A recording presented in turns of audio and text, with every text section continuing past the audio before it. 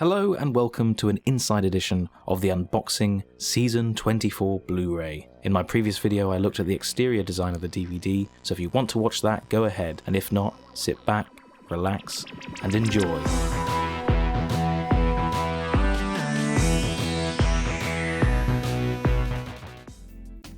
Disc 1 is Time and the RANI Part 1. Lots of special features here, starting of course with the original 4 episodes as broadcast, but also updated regeneration, an optional enhanced regeneration sequence that's available to view branched into Part 1, optional 5.1 surround sound, audio commentary with Sylvester McCoy, Bonnie Langford and Pip and Jane Baker recorded in 2008, isolated score, info text, making of documentary, deleted and extended scenes, visual effects featurette, Behind the Sofa with Peter Davison, Colin Baker, Bonnie Langford, Sophie Eldred, Janet Fielding, Sarah Sutton, Michael Jaston and Sylvester McCoy. Casting featurette, where BBC producer Clive Doig discusses his role in the casting of the 7th Doctor. 7th Doctor audition tapes. Location featurette. Visual effects footage. Title sequence featurette, which is a look at the development of Season 24's state-of-the-art CG titles. Regeneration studio footage. Hot Gossip, which is Kate O'Mara recalling the gossip-filled recording of her second story. Cast appearances on Saturday Superstore, BBC 6 O'Clock News, Pamela Armstrong, Breakfast Time Rushes, It's Wicked, 2 appearances on Blue Peter, and Open Air. There's also Points of View, where viewers react to the new Doctor. Season 24 press trailer. Clean opening and closing titles. Rejected opening and closing titles. DVD Easter eggs. BBC trails and continuities. HD photo gallery. Coming soon, trailer for Paradise Towers. PDF written archive. Full of unreleased production paperwork including scripts. On Disc 2, there are extended episodes, which feature untransmitted material and an updated regeneration sequence previously available as a DVD Easter egg. Optional 5.1 surround sound, location footage, and studio footage. I will be focusing on what I consider to be the most interesting and insightful extras on these discs. And so here, I think it's the making of documentary, Last Chance Saloon, written by Nev Fountain and presented by Richard Heffer, that is the most interesting and, I guess, comprehensive feature. It's about half an hour, and it really sort of details the state of the show before Sylvester McCoy was cast as the Doctor. So it talks about Colin's exit, obviously, the end of season 23, how the show was in dire straits, really. And actually, the BBC, or at least J&T, contacted Verity Lambert and Sidney Newman. They were actually approached as counsel, as it were, to give advice on what the show could do or should do in order to revitalise. And I actually find this kind of funny because obviously we now know that Russell T Davies is returning to Doctor Who. He brought it back in 2005. Of course you know that. I don't need to really repeat that. And he's come back again. And it almost feels very similar, actually. Sort of going to the granddaddy and saying, hey, can you give us some advice? Well, when they did this for season 24, Sidney Newman actually, he had quite a few ideas, and including the idea that the Doctor should become a woman. Yes, and I quote, "I want to avoid a flashy Hollywood Wonder Woman because this kind of hero or heroine has no flaws, and a character with no flaws is a bore. Give more time than I have now, and I can create such a character." Although I don't really consider Jodie Whittaker to be a sort of Wonder Woman Hollywood sort of type, there is a criticism, and a valid criticism, that she does not have many flaws. You know, everyone's just standing around saying, yes, Doctor, you're completely right, Doctor. And even when she makes a kind of obvious moral blunder, it sort of goes unnoticed. And it's like, yes, you're absolutely right. And it's true, that becomes boring. There's no stakes. There's no sort of back and forth. We need conflict and inner conflict. So it feels very much so that season 24, or the beginning of season 24, is like us right now going into series 14. Of course, Colin Baker was fired, and you probably know, but I'll just repeat the story because it's in the documentary. John Nathan Turner was tricked into staying on. He wanted to leave as well, and he was told, you know what, you can leave if you fire him. And he did so, and that obviously annoyed Colin greatly, which is why he didn't come back for the regeneration. And JNT was forced to stay on. And I have to say, the voiceover by Richard Heffer is really funny. His voice is great. And there's a great moment where he says, you have one man very annoyed that he was leaving the programme, and another man very annoyed that he wasn't, which says it all. Casting Sylvester McCoy then sounded like JNT suggested they had 4 months to find him, find the man to be Doctor Who. Richard Griffiths and David Warner were names thrown around at the time, 2 actors that I think could have definitely done it. Very different kind of Doctor, actually. Of course, David Warner has appeared in Doctor Who, and he's also the voice of the Unbound Doctor. But what they really wanted was a Troughton-inspired, impish Doctor. And in the end, that sort of narrowed it down to, well, Sylvester McCoy, otherwise known as Percy James Patrick Kent Smith, and Ken Campbell, both of whom did a screen test. Janet Fielding, interestingly, was in the screen test. Janet Fielding, obviously famous because she played Tegan for Peter Davison for the Fifth Doctor. And I think she's now a casting director, so that would actually make sense why she was in that screen test. Maybe she was sort of learning the trade that way, I'm not sure. One thing I'll say here as well is that Sylvester makes several comments about him being the cause of Doctor Who's cancellation, which is unfair, but and although I, like most, I don't get on with Time in the Rani, I don't think it's a great story. Actually, I think it's pretty poor, but it's unfair to sort of lay all the blame on Sylvester. Again, this is sort of the same kind of phrases that we lay on Jodie now. That said, I don't think that his performance in Time in the Rani is particularly good. I think the comedy is a bit too over the top. One thing I was thinking about when they were describing the sort of comedy direction that they chose to go in, and it was done to contrast with Colin Baker, and I'm assuming, with Jodie Whittaker, she was chosen because she is a great contrast to Peter Capaldi, for example. It sort of reminded me of the whole Johnny Depp performance criticism from the Pirates of the Caribbean franchise, in that the actor brings this manic energy. Sylvester brings a manic energy to the Doctor, so you don't need to write him that way, because as soon as you start to write him that way, it sort of becomes beyond parody. And although obviously in Pirates of the Caribbean that happens as the films go on, it becomes more overt, more ridiculous. Sylvester got that out of the gate, and actually the what attracts people to his era now, I think, is looking back and seeing how they really refined him. He starts off as that, and then sort of you peel back the layers, he's more interesting later on. So it's interesting that this happened so early, and I think that did impact how people felt about the show. Of course, being tricked into bringing the show back, J&T had no scripts prepared, and they had to cobble together quite a lot. I think Time in the Rani was actually written with Colin in mind, though. Had they not put in the regeneration, there would have been a sequence about the Rani trying to find Solomon for his wisdom, and that actually caused some sort of some arguments, I gather, because Andrew Cartmel, who came in under Pip and Jane Baker, there seemed to be some conflict there. They don't seem to like each other, let's just say that. And while, a lot of blame can be put on them, it is interesting to find out certain things like, Sylvester getting proverbs wrong was actually an idea from John Nathan Turner. Likewise, the inclusion of Sylvester's spoons, because he just saw Sylvester doing that at a party and thought, yep, we're putting that in. So, this kind of manic comedy, maybe a bit too much. Obviously, Time in the Rani features the return of the Rani. Now, I actually find Kate O'Mara quite charming, and she does seem to embrace Doctor Who for all of its flaws as well.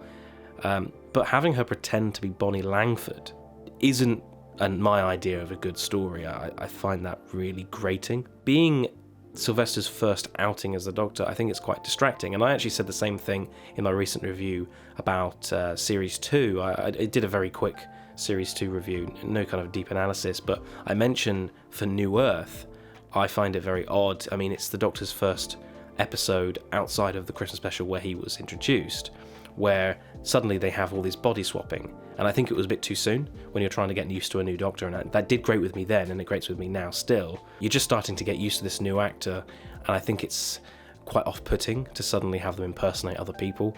But it's here as well in this episode, because you have Sylvester, not only is he dealing quite erratically with regeneration, to the point where it's off-putting to, say, casual audiences, and even hardcore fans, I think. And then you also have this whole Bonnie Langford, Kate O'Mara shtick, which just could have been fun for the actors, but I don't think is worth it. Cal Video Effects is mentioned as they brought in the new title effects, always impressive for its time. So it's nice to see them featured, and of course you can get a much deeper look at that because there's some extras on there talking about the creation of the titles. One of the biggest takeaways, I think, is just that nothing really changes, does it? This whole story about bringing season 24 to air, as I said, is so much like waiting for series 14 right now. Obviously they had open air back then, and fans were voicing their concerns. Audience response was not good. Yes, partly because Coronation Street was on the other side, but also because fans really wanted to see a good show and they felt that the writing quality was just not strong enough. It would kind of be mad to see that happening now though, you know, going on to a TV program and just slagging it off in front of the show's stars. So props to everybody involved there. I know obviously they're on the defensive as well, but Sylvester seems to have just taken it on in the chin. I mean, I'm sure he had quite a few dark nights, but he fair play to them for actually just being so open and going, you know what, yeah, we're not going in the right direction, we'll take it on board, we hear you, we're going to try our best. I think that was something that existed then and doesn't really now. Nothing really gets acknowledged now, these criticisms.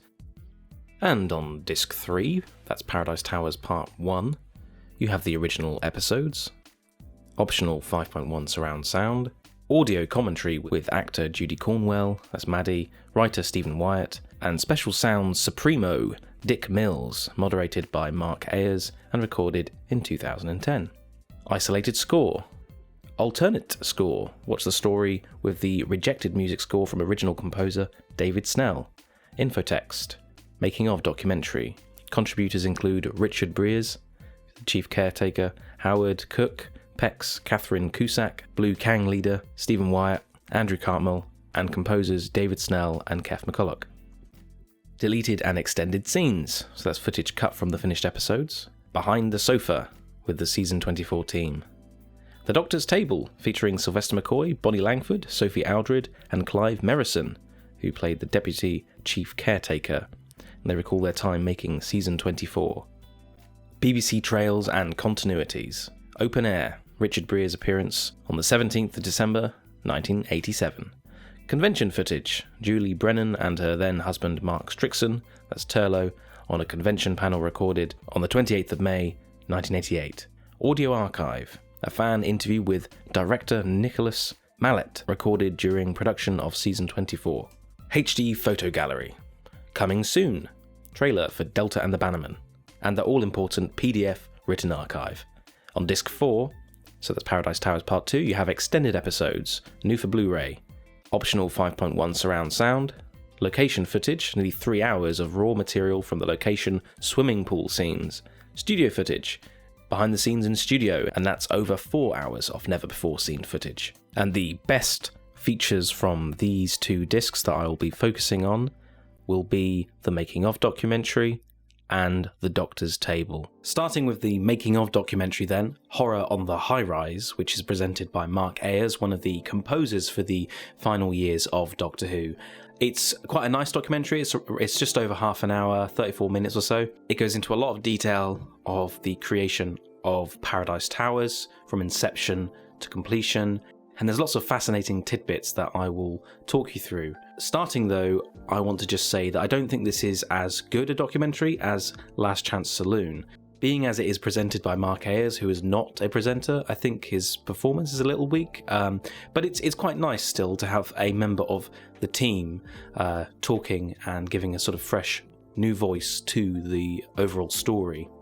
Of course, Paradise Towers is the second story for Sylvester McCoy, but in many ways, and as Andrew Cartmel, the script editor, says, it is the start of a new era, or essentially his era, because he didn't like Time in the Rani. It's very much a story that has engendered a lot of criticism over the years, but now we kind of shifted from this over-the-top pantomime into something, well, still in that same vein, but a little darker, a little more satirical. It's less out there science fiction, and more social realism, or at least that was the aim. That seems to be the aim from Andrew and the writer Stephen Wyatt. So how it all began is that Stephen Wyatt sent Andrew Cartmel a comedy script which involves a kind of feud between, I think it was a cat club, where they fight. There's a sort of power structure, internal struggle. The script's called Claws, and Andrew liked it so much that he invited him in and just said, look, what kind of science fiction interests you? What ideas do you have? And at the time, he was reading High Rise by J.G. Ballard. Now, if you haven't read that book, or you're not familiar with J.G. Ballard, I would highly recommend it. There's also a film adaptation of High Rise, directed by Ben Wheatley. Ben Wheatley, of course, would go on to direct the first 2 episodes of Capaldi's series 8, so that would be Deep Breath and Into the Dalek. So, who knows whether Wheatley was inspired by this very story to become a film director. I mean, it's just funny how all these things work out, isn't it? Doctor Who affects so many people. But of course, that tale is significant because it's essentially about the destruction of a society, the collapsing of society, which is under the foot of authoritarianism. And it's just distilled into a high-rise setting where, quite literally, the wealthy elite live on the top floors. In this version of the story, the society that exists is one that's post-war. There's lots of women around because they've been left. The men that should exist in the tale should be sort of frail, weak, old, fat. They're the ones that were left behind, so to speak, or very young, of course. And that sort of factors into the character of Pex. But I'll talk about him a bit later on. One of the interesting things, just starting off with the writing of the story, it seemed that Stephen Wyatt had a good idea, good grasp of how to introduce it, and he wrote the first episode, and then after that, he sort of made it up as he went along. Well, of course, everyone makes it up as they go along. That's what you do when you write. You're making it up. But he didn't have a plan. But he did write those final 3 episodes in 2 weeks, and I found that quite commendable. And what was sort of achieved is this, and they talk about it as well, this Gilliam-esque Brazil sort of feeling, where there was a tug of war almost between J&T, John Nathan Turner, and Andrew Cartmel. Andrew Cartmel wanting to stay with the social realism, wanting to push into that area. J&T always wanting to adopt more science fiction and fantasy. And in a way, you can see season 24 as that kind of battle that's ongoing right to the very end. When the script was written, it wasn't written with Sylvester in mind, or his performance as the Doctor in mind, but Sylvester obviously made it his own. Of course, I mentioned there's female dominance in this world, this high-rise, and that is shown through the use of the Kangs, blue Kangs and the red Kangs.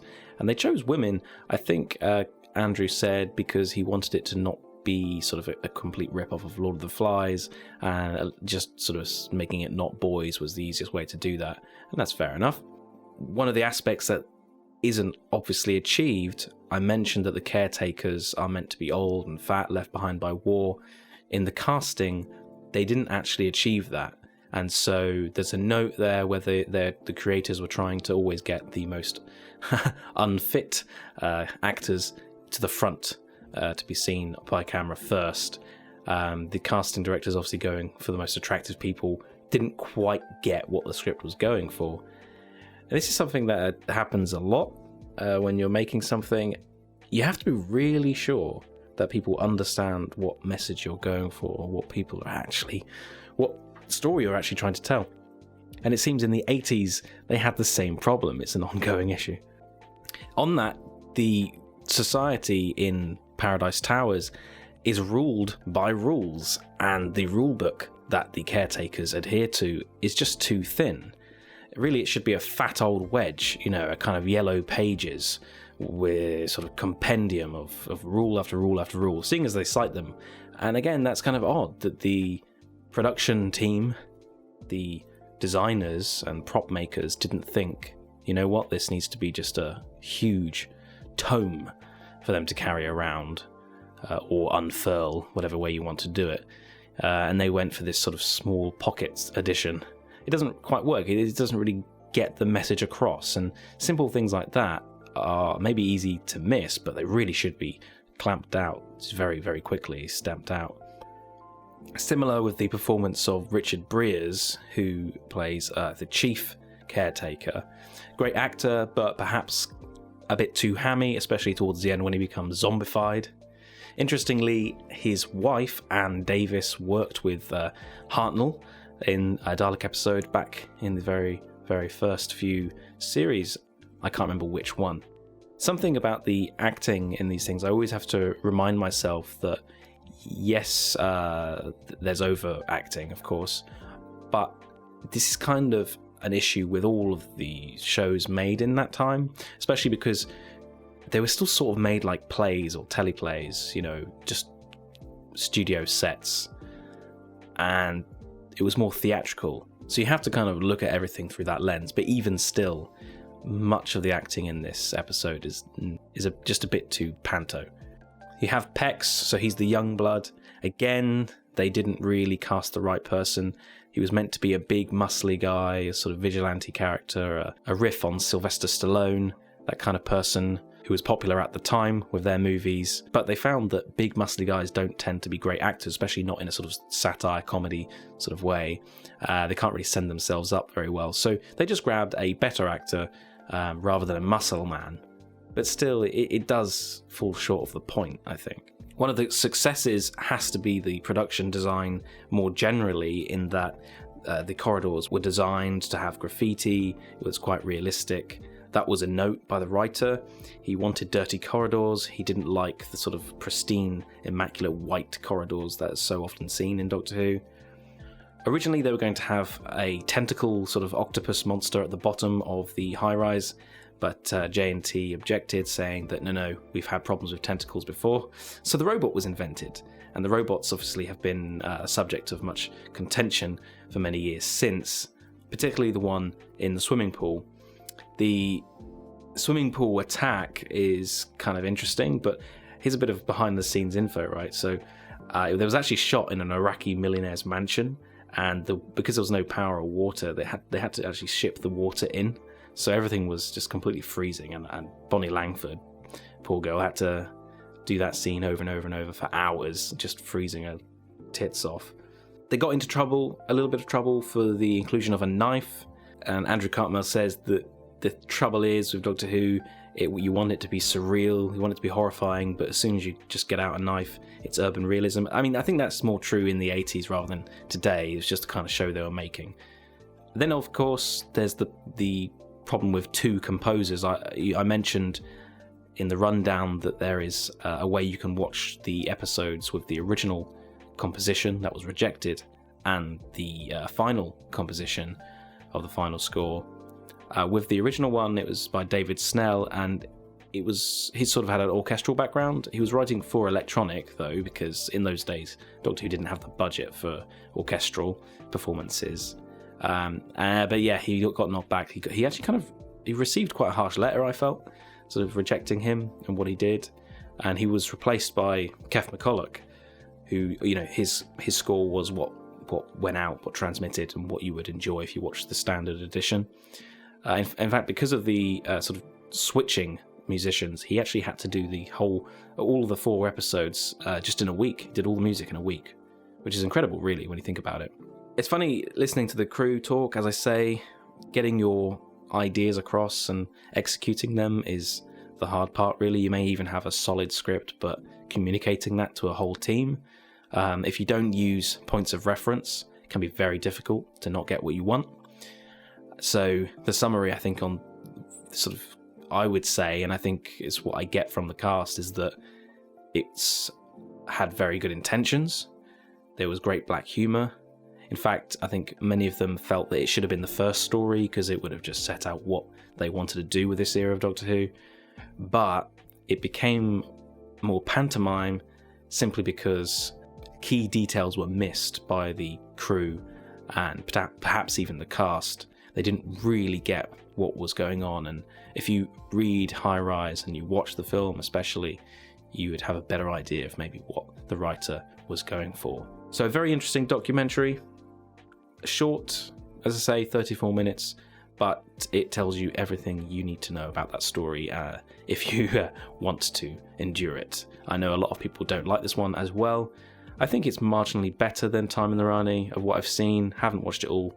Now that I have these DVDs, I will watch and put out a full analysis eventually. For the Doctor's Table, I have considerably less to say, but that doesn't mean I was any less engrossed by the production. It's set in the Ivy, and it's quite a delightful chat, really, between friends. You have Sylvester McCoy, Bonnie Langford, Sophie Aldred, and Clive Merrison. And obviously they're talking about their time on season 24. There's 20 or so questions, and all of these questions are broken up into different sections, and that's the stories in season 24. So beginning with Time in the RANI and ending with Dragonfire. The first question is, it's very strange. It's about which faces the actors sat at this table would rather have, or would like to have maybe for a moment or a next regeneration, I guess.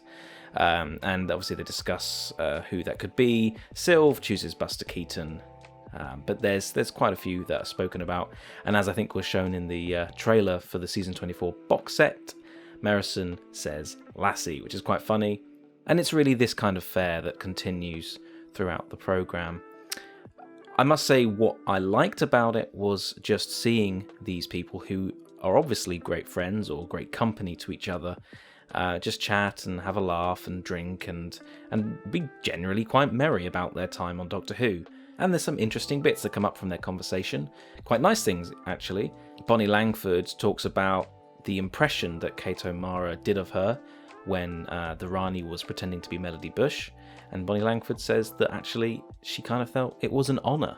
You know, the others were expecting her to be a little bit offended, perhaps.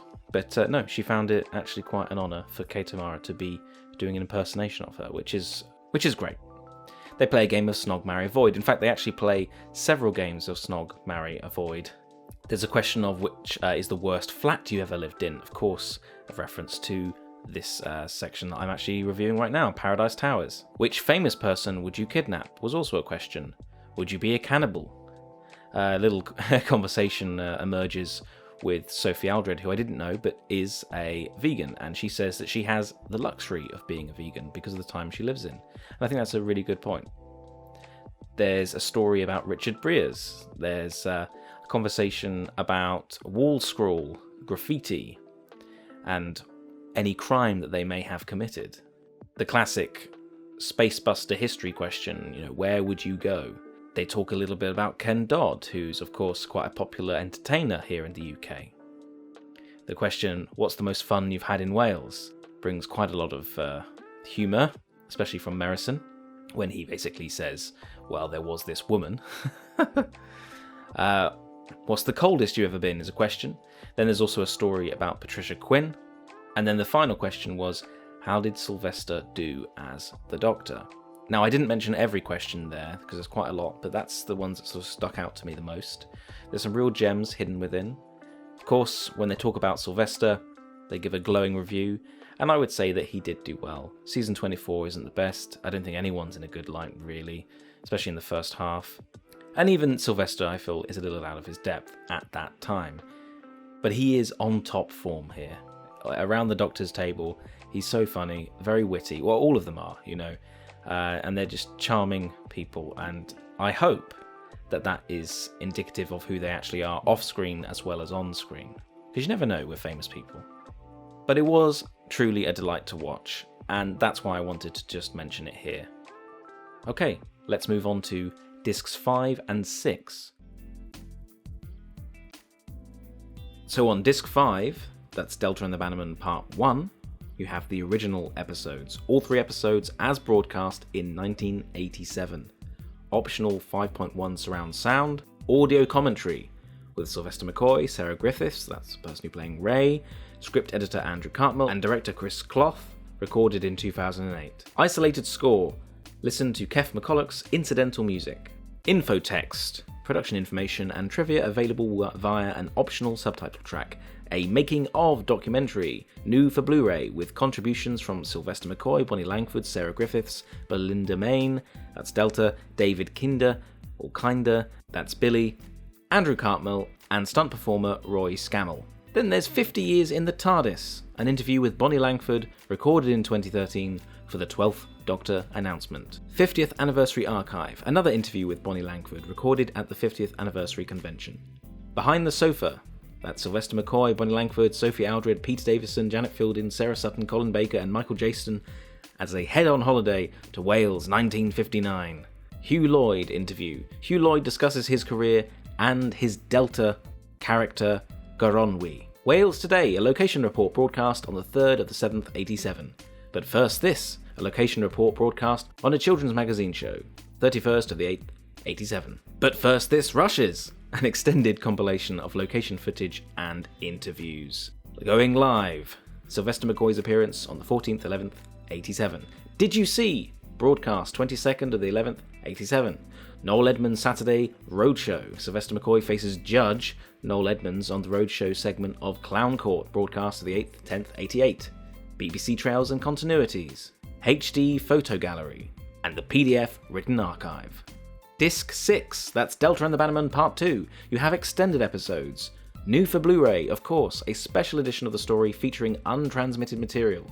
Part 1 can also be viewed with raw production sound. Optional 5.1 surround sound. Location footage, 6.5 hours of raw location material. And the Rap Party footage. That's home video that was recorded at the cast and crew Cabaret Rap Party, featuring performances from artists including producer John Nathan Turner. Of course, of all the features on these two discs, the most significant is the making of documentary, and that is what I'll be talking about now. The Delta and the Bannermen making of documentary is narrated by Paul Ewing and is a very light and frothy take on how Delta and the Bannermen was made, right through pre-production to post. And it's really indicative of the style of programme that they actually made, because Delta and the Bannermen is very frothy and light indeed. The documentary begins by talking about the sort of overall direction of season 24 and how it started off very comedic. Of course, much of this has already been spoken about. Specifically, they speak about Sylvester's physical comedy talent and his own sort of rhythm that he brings to everything he does on and off screen. You know, he's a clown, really. And the reason why they bring this up is because it's integral to this story in particular. This is one which is very much trying to balance comedy with a harder, darker personality that is sort of just beginning to peek through. As I think the narrator says, season 24 is a comedy that features murder, cannibalism, and genocide. But out of all the stories, Delta and the Bannermen is really an outlier from season 24. It's a big show with dark edges. And funnily enough, a perfect story for both Sylvester McCoy and Bonnie Langford to feature in. I don't really think anybody else could do it justice, considering that both of them have a history in variety. Many people are obviously familiar with the Cartmel master plan, and although this isn't really mentioned here, Andrew Cartmel does talk about a need to find that darkness and also increase action sequences within the show. He brings in Malcolm Cole, who is the writer of this story, and they decide very quickly to make it a 1950s sort of setting, mainly because the BBC are particularly good at doing historical stories. They have all of the dressing up kits. I'm sure there's a few cabinets somewhere, you pull it open and you could step right from the Paleolithic era to a Roman forum somewhere, and of course Victorian London for all the Dickensian productions. So the 1950s is not a stretch at all. Especially at the time, it was very fresh in people's imaginations and really brought a lot of goodwill to the production. It engaged people, especially the idea of a tacky holiday camp. I mean, that's very Doctor Who. That's very British and very Doctor Who. It's essentially Butlins, but in this version, Shangri-La, and set in Wales on Barry Island. John Nathan Turner changed the production model and set 2 weeks for on-location shooting, which is very rare. Meanwhile, the same crew would prepare themselves for the following studio work that would cover Dragonfire. The first episode was received well, however the second script that Malcolm Cole completed was read by J&T, and he didn't quite like it. He really wanted more action at this point. And so the episode added in a few sort of situations, such as the space bus passengers being gunned down to make up for it. There was also the introduction of Ray, who is very much an Ace-light character. She was brought in as a possible Bonnie replacement, or I should say Melody Bush replacement. One of the actors that auditioned for Ray, a woman called Lynn, was sent to try out a motorbike, because a couple of the scenes do feature the actor playing Ray having to ride a motorbike with a sidecar. But unfortunately, Lynn actually hurt herself on the first go, which is a shame, and she missed out on the job. But she's very clearly drawn from the same Ace mould. This is the kind of girl they wanted to be Sylvester's sidekick. She's got all the tools for the right jobs, and she's wearing a leather jacket to boot. Something unavoidable as well that's touched upon in the Delta and the Bannermen making of documentary is the inclusion of light entertainment stars such as Ken Dodd. This leads to an interesting conversation about the BBC not really seeing Doctor Who as a serious science fiction show, and that's of course what the fans see it as. BBC saw it as a children's show, and so they were very happy to put in a sort of pantomime camp flair, which, was very John Nathan Turner, opting to include people like Ken Dodd, who were popular at the time, but annoyed the fans greatly. Something that I thought was very interesting was when Sylvester sort of spoke about how he wasn't directed. He wasn't told how he should play the Doctor, and even beyond that, some of the guest stars and other actors on the show weren't told what they should do. And they talk a little bit about Ken Dodd's character being kidnapped and how he should have played it straight. But as the director, Chris Clough, says, they're shooting 7 minutes a day, it's grueling, there's just not enough time often to tell people to do it again and again. Often they just have to say, be smaller and move on. That said, there was a lot of talk about Chris being very generous and very welcoming and warm, and never really putting this time pressure element across to the cast and crew. He just got on with it. He set the tone and everyone was very friendly, even though for sure there were tight schedules, no one was really worried about it, and everything worked out in the end. So he didn't apply pressure. He was also very good with the actors, coaxing out performances, but as I say, never really directing. Bonnie Langford and Chris actually have spoken since, and they've both said that they would approach Doctor Who differently now. But I think part of the difficulty, and this is actually encapsulated very well by Bonnie, when she talks about how the dialogue is often very difficult to do. Doctor Who is a very hard show to pitch, as she says. You've got to keep the energy up, but some of the dialogue is so out there that to bring any realism to it makes you feel that you need to over-egg. You need to overact to sell it at all. JNT also endeavoured to bring on Broadway legends, which everyone was very excited about. He also managed to squeeze in his dog, Pepsi, into the show. He actually makes an appearance. We also learned that Belinda was meant to have green contact lenses that she should wear. However, they wouldn't take, and her eyes got all sealed up, and by the sounds of things, infected. The camp that they filmed everything on is now a housing estate, but at the time they were filming was already quite run down. I think a couple of the crew stayed overnight to save costs, but ended up leaving after 2 nights because of a rat infestation. Ugh. There's also the retelling of the classic Sylvester on a motorbike story where he was not good and almost drove everyone off a cliff, which is quite funny. But despite all these challenges, the on-location shooting, Sylvester not being able to drive without his glasses, and the rat-infested camp, the documentary just shows how much fun they had making this. I'm reminded here about the Mark Kermode rule, that if you're having too much fun behind the camera, you're probably not going to make a good quality product. But I'm not sure that sits here. Delta and the Bannermen takes its chances and sets Doctor Who Season 24 in a different direction. On to the last discs now. It's discs 7 and 8. Disc 7 is Dragonfire Part 1. There's original episodes as they were broadcast in 1987, optional 5.1 surround sound, audio commentary with Sophie Aldred, Edward Peel, that's Kane, writer Ian Briggs, script editor Andrew Cartmel, director Chris Clough, and composer Dominic Glynn, moderated by Mark Ayers and recorded in 2011. Isolated score. Listen to Dominic Glynn's evocative music in isolation. Infotext. Making of documentary with Sylvester McCoy, Sophie Aldred, Edward Peel, Ian Briggs, Andrew Cartmel, and Chris Clough. Deleted and extended scenes. Studio footage. Behind the sofa. Heartbeat. That's Sylvester McCoy interviewed during his run as the Pied Piper at the National Theatre, the role that convinced J&T he was right for Doctor Who, broadcast on the 11th of the 11th, 87. Corners! Sophie Aldred visits Kef McCulloch to find out how he records the music for Doctor Who, broadcast on the 19th of the 2nd, 88. The Lowdown. Sylvester McCoy interviewed about his role as the Pied Piper, broadcast on the 31st of the 5th, 88. Patricia Quinn interview, a newly recorded encounter with the Dragonfire actor and Rocky Horror cult figure. The Doctor's Strange Love. Doctor Who fans defend their love of Dragonfire. BBC Trails and Continuities, HD Photo Gallery, and the all-important PDF written archive. Disc 8, Dragonfire Part 2. You have extended episodes, again, new for Blu-ray.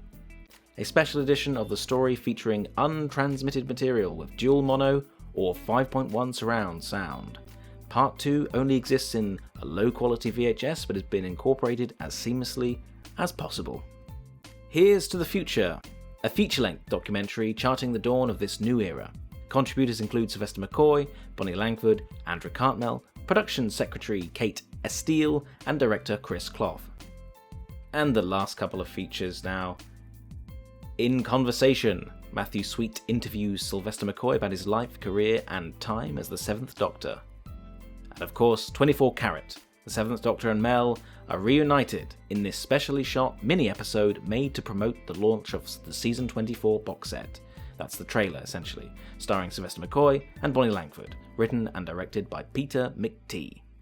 So I'll cover Here's to the Future, a feature-length documentary charting the dawn of this new era, Corners, where Sophie Aldred visits Kef McCulloch, and the Dragonfire making-of documentary. In Conversation, Matthew Sweet interviews Sylvester McCoy about his life, career, and time as the 7th Doctor. And of course, 24 Carat. The 7th Doctor and Mel are reunited. Okay, let's talk the making of Dragonfire. Now, what an interesting story this is. There seems to be this need to hark back to the dire straits that Doctor Who found itself in. So, for example, at the beginning of this documentary, Andrew Cartmel is seen mentioning the fact that Doctor Who was facing cancellation. Certainly, we knew that it was in a bad spot. And I think this is really interesting because it kind of plays to the fact that Season 24 had a very troubled production, or at least it didn't bring up the goods as much as we would have hoped. At the 11th hour, J&T was summoned to make Season 24, as we know, and luckily he had that leftover script that was meant for Colin, Time in the RANI, which was rewritten to accommodate the inclusion of Sylvester McCoy and the regeneration sequence. But he still had 10 episodes to fill, and Andrew Cartmel was left with this responsibility of finding out what the stories should be. Cartmel wanted to get some new talent, and so he called up Ian Briggs, someone who he had met prior to Doctor Who. Together they came up with the idea of an ice world. Of course, at this time Doctor Who was low on money, low on thrills, low on everything really, but humour, as Cartmel says, costs nothing, so that's what they focused on. There was uncertainty around Bonnie, but they all knew that she would probably be going, and just like I previously said about the Ray character in Delta and the Bannermen, Ace was created as a possible replacement. There's a little chat in this which I find quite interesting about there being two types of companions, the screaming type and the resourceful, modern, punchy action hero. That may be true, and certainly in this instance, Bonnie Langford is the screaming type, whereas Ace is the rebel. Ace actress Sophie Aldred had never ever been on screen or had a screen test before her appearance in Dragonfire. Ace is very much, in my opinion, the modern companion. She fits the mould of characters like Martha Jones, maybe even Rose and Amy, but certainly someone who is more well-rounded and willing to put up a fight. Sophie explains that her first scene was with the Golden Sovereign, where she's being tempted, and her appearing afraid was real, it was legitimate, because she realised when she was on set that she was in close-up for the very first time on 100 different screens, or at least it felt like 100 different screens. Ace's character is certainly a little bit like Dorothy from Wizard of Oz, which is how she got her name. Sylvester McCoy really wanted his audition piece, one of his audition pieces, this farewell scene to a companion. He wanted this script in the episode where he says goodbye to Melody Bush, to Bonnie Langford. And he actually made, along with Chris Clough, the production integrate this script, Cartmel's script, into the episode, which was of course written by Ian Briggs. There's quite a funny story about the enemy originally being called Hess, but at the time there was a famous, notorious Nazi, if I can say that word still on YouTube, who was released from prison, and so John Nathan Turner, I think perhaps rightly, decided to change the character to Cain, an easy, strong, evil name, or at least associated with evil, not to get too biblical about it, which could easily be Tipexed over Hess when the corrections were needed for various scripts. Then there's the awful ice sculpture and this chat about how miscommunication and crew not really quite understanding or not really getting the memo about certain scenes and what they actually mean, maybe because of the time constraints, which certainly still happens to this day, meaning that some of the scenes were lost or weren't framed in the right way. There's an interesting thing about the ice sculpture artist being killed willingly, which is a very interesting idea, and it's shot in the final piece with him being sneaked up upon, and that's not quite right, because as Andrew Cartmel says, that's not what was written in the script. So it's very strange to look at that and what actually transpired on screen, and the same can be said for the cliffhanger, the infamous cliffhanger, where Sylvester McCoy's Seventh Doctor is hanging from the ice with his umbrella for no real reason, and the meaning was lost. But the detail is there in the script. There were complaints as well about the face smelting sequence, which personally I think is fantastic. It's like Indiana Jones, and actually I think I said in my recent review of the Doctor Who Series 13 trailer that a character with a skull face that was kind of falling away didn't look as good as Indiana Jones, and I actually think the same here. I think that the effect that they managed to create for this character is superb. Okay, people may have complained at the time, but you know what? I don't think anyone's complaining now. It really holds up. What doesn't hold up is, of course, that the sets are overlit. That's a tragic problem that the BBC productions of that time suffer with. Things aren't lit properly. There's not good enough lighting. At least it's not cinematic. So everything is very quickly dated. And even today, you look back at those scenes and those sets and you just think, all you need is a bit of atmospheric lighting. That would make it still hold up today. Here's to the Future is a new documentary, and it's around 90 minutes long. It begins with quite a sad opening where Colin Baker is being interviewed about his time on Doctor Who, and he says that he wished he could go back right to the beginning and do it all over again. And you can really see how pained Colin is at this time. Although the audience watching this, I think it was a phone-in interview, didn't know, but he had already been told that he was going to be leaving as the Doctor. At the time, the BBC had a real lack of confidence in the show, and I think just these few clips at the beginning summarise that and the state of the show at the end of season 23. We all know that Doctor Who was put alongside Coronation Street, which became effectively its competition, splitting the family down those lines as people argued over which show to watch. Coronation Street, interestingly, has still got an avid fan base. Doctor Who has always been up and down, but Coronation Street is a much easier show to make. It's a soap opera at the end of the day. This documentary is very much a retread of everything else that I have talked about already. The previous documentaries in this box set cover a lot of the same ground, and that is disappointing, as I feel like they could have used this project to do something more. But there are some funny and insightful bits of information that pop out to you. For example, the secretary answering the phone, not as John Nathan Turner's office, but Doctor Who. Hello, Doctor Who. I quite like that. There's also talk about the big players of season 24, and talk about JNT himself being Flash and, quite a big personality, which is probably why the show became more and more camp as it tried to find a new direction. When Cartmel, that's Andrew Cartmel, met JNT, he was warned by JNT that he was bad-tempered and paranoid.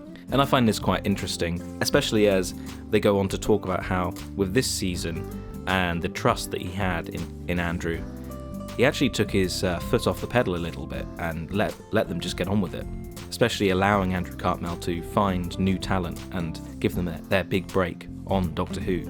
Writers like Malcolm Cole, who I mentioned previously. There's a nice interview with the special effects guy, who says that he used to make models in school, and that Russell T Davies, the head boy of his school, was even signed up to star in one of his filmed fan fiction episodes. There's a nice section on the inside of the studio at Television Centre, a place that is dimly lit and quite easy to fall asleep in. Cartmel says that there was a sign which says, "In the interest of health and safety, please keep smoking to a minimum," which is quite funny. The overall experience of studio shoots were boring, however, and the on-location stuff much more exciting, even though, I suppose, more hazardous and prone to delays. The direction of season 24 could be considered slightly comic book, everything very bright and colourful, Bonnie Langford's Melody Bush especially so, and that could be actually down to Bonnie Langford as an actress, bringing that theatrical edge, and I'd say that's probably true.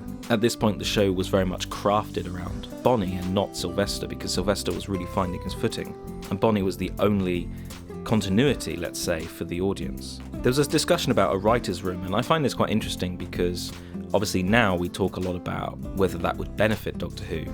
I know many people believe that it strongly would, though I have to say I've never really bought into that idea, and for the exact reason that Andrew Cartmel and his fellow writers express here, where they say that they would kind of die in a writer's room because it's so structured.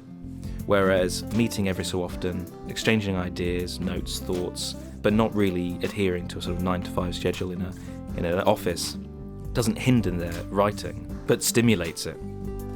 There's talk of influences such as Alan Moore and his work on Swamp Thing and Halo Jones.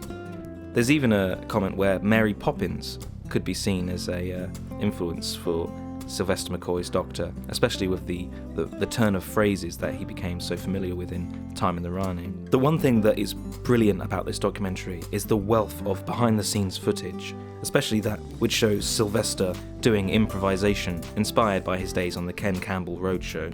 I really like the fact that Sylvester also said that being a guest actor on a TV show can often be a cold experience, and he was determined to not make that the same on his show. He wanted it to be warm and welcoming. He also said that he spoke to his 100-year-old grandma and noticed the weight of age and influence and really wanted to bring that to the Doctor eventually, and he did. The production wanted everything to be more filmic, to compete with popular brands at the time, such as Alien, and that's why they pushed for the on-location shooting of Delta and the Bannermen. It gave it that special feeling, and really, in many ways, they were spoilt. There's talk again about how Sarah Griffiths as Ray could have been very good, not to detract from Ace, of course, who was also excellent. Ace, who was originally called Alf, but, because she kept saying Ace, it was changed. I'll just quickly talk about Corners then. Corners is a nice little 80s television show, which sees Sophie Aldred, who played Ace, of course, chatting with Ken McCulloch, the musician, to see how everything was put together. There's not really much I can say about it, other than the fact that it's a beautiful piece of archive television. But that's really why I wanted to mention it, because I have glazed over many different TV spots and TV episodes of shows that were aired in the 80s, and just watching them, you immediately see that while things really haven't changed all that much, the aesthetic and show business, for want of a better word, of the period really has ingrained in people's minds. Of course, the 80s in America has become a very popular genre for TV shows like Stranger Things and many movies. I think they said now there's more movies set in the 80s, filmed after the 80s, than there were in the 80s, released in the 80s. And although the UK side of that doesn't get expressed much, watching them here on these DVDs, especially tied to a TV show that I love so much, is quite an experience and really signposts this end of the Age of Innocence. That's not to say the presenters aren't capable of being quite crass, because they were, and the way they challenged Sylvester and were openly saying things, especially I think it was on Points of View, or Open Air, how desperately sad and derivative the fans found the latest season. They would say this to their faces, and they could take it. It was interesting, the way that the criticism was handled, but all under a veneer of frothy, light entertainment. And it's quite something to watch, very much indicative of the times, especially when you look at something like Delta and the Bannermen, where of course you are in that classic sort of Butlins-esque holiday park. And I just wanted to say that the box set is worth its weight in just these extra materials alone.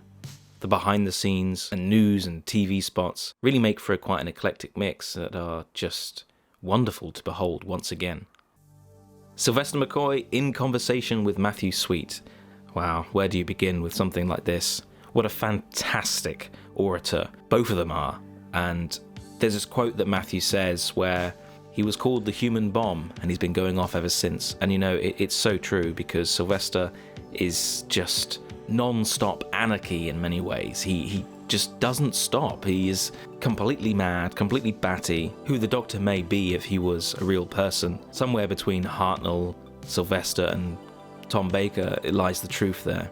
And aside from learning facts that are quite common knowledge now, such as Sylvester McCoy just being a stage name that was built out of the Ken Campbell Roadshow, and that his real name is something like 4 or 5 words long, which I may try and put on screen now. I thought it was a fascinating look at not only Sylvester's time on Doctor Who, but his overall career and humble beginnings. I must say, watching this interview with Sylvester, and of course the documentary that I just spoke about, Here's to the Future, it did actually get me quite emotional.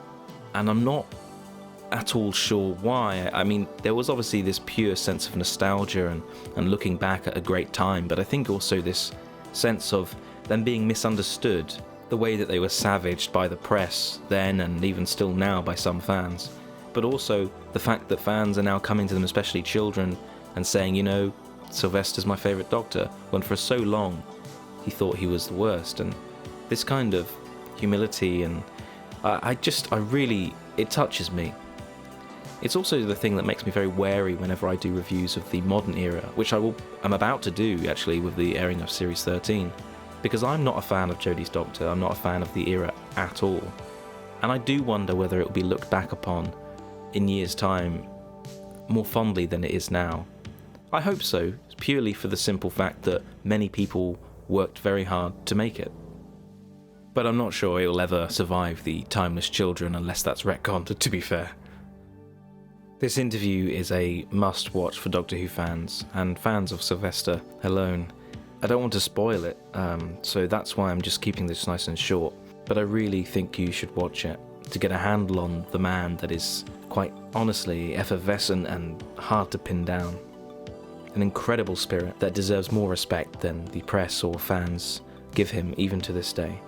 I hope that when I'm his age, or even older, that I still have the beans that he has and that energy. I mean, I'm a very different type of person, to be fair. I'm quite reserved, or as my other half would say, quite cold. But still, I hope I kind of can keep hold of that energy, that real sort of vigour that he seems to have in spades. And finally, to finish this box set then, we have the review of 24 CARAT, the very thing that began this box set in many ways, because that was the trailer for the Season 24 Blu-ray box set, starring Bonnie Langford returning as Melody Bush, as she sort of hosts a Dragon's Den style TV show, and has visitors from across the galaxy, of course, pertaining to her episodes. Until finally, a hooded figure appears, and who should it be but none other than the 7th Doctor himself, Sylvester McCoy, playing the spoons, and all put together just to promote this DVD. I mean, I love what Pete McTee's done across all of these promotional materials. I saw the other day the return of Davros for the new box set that's coming out, I forget which one, which of course I'll be doing a review of as well. It's so nice to see how much effort has gone into promoting these boxes, because or even just adding something extra for fans, because they didn't need to. When you think about it, by rights they could have just reprinted all the discs that already exist but in one complete set, and no, they actually went for it. They said, you know what, we're going to make this we're going to put better marketing in it than any of the Whittaker era, that's for sure. Maybe they stole all the marketing budget, who knows. But it's so exciting to see them back in character again. And of course, Sylvester in the Seventh Doctor's costume. My God, I wonder if that was one that was kept on display in what was the Doctor Who exhibition in Cardiff, Doctor Who Experience, which I had the pleasure of going to a couple of years ago, or quite a few years ago actually, 'cause it's been closed for a while now, isn't it? Because I highly doubt it would be the one owned personally by Peter Jackson, the film director, who of course Sylvester worked with on The Hobbit, if you don't know. Oh, I love the Five-ish Doctors, it's great. But yes, it's good to see everybody back in action, and I'm really pleased with the box set. It's always worth getting these when you can. If you have missed out, well, they are releasing standard editions, and that's fine too. There's going to be less room on the shelf. Well, of course, if you're into downloads, you're into downloads. But, you know, for me, I've always been a bit of a collector, and I've always loved DVDs, and the more special, the better. That's the only reason why I would get a DVD these days, otherwise I'd download. These are a must-buy, I find, just to finally have, for me anyway, the complete seasons of all of Doctor Who that's been made. I haven't watched all of Classic Who, and this is starting me on that journey. So I'm very excited by it. Thank you all for watching. I hope I didn't ramble too much. Let's all raise a toast to Sylv and Season 24. Yes, it's not the best season of Doctor Who ever, but my God, are all the people involved in its creation bloody fantastic.